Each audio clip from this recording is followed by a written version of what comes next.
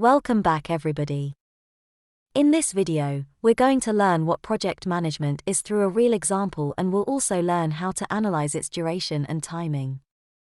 Imagine that you are planning to move house. This could be considered a project to be managed. There will be many different tasks or activities to be done and a logical sequence to follow. Perhaps you could do some of them starting at the same point, and others wouldn't start until some tasks are finished.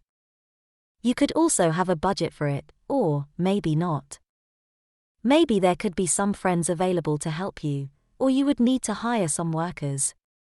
Perhaps you own a big van to transport things, or you will just need to pay for it. Bearing all these things in mind, the following list could be the most common tasks involved in a move. Let's name all these activities with letters to make it simpler. A, B, C, up to H.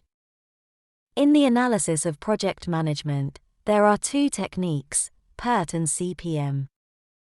1. PERT means project or program evaluation and review technique. And it's based on 3 time estimations for each activity or task to calculate the expected or mean duration. Optimistic time, the minimum amount of time needed to complete the task if everything goes as planned. Pessimistic time, the maximum amount of time needed to complete the task dealing with some issues that could appear.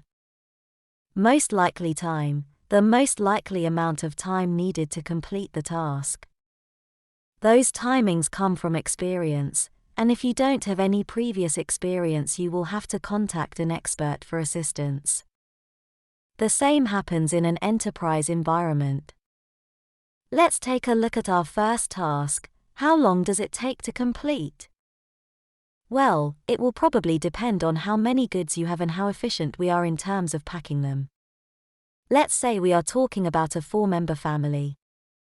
The optimistic time for this first task could be 5 days, the pessimistic 9 days, and the most likely, 7 days.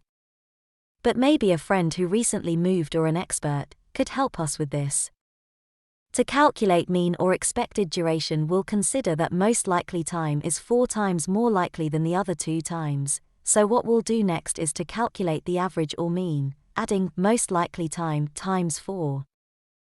As there are 6 elements, it will be divided by 6. We can group most likely time by multiplying it per 4. So as a result, we'll get this.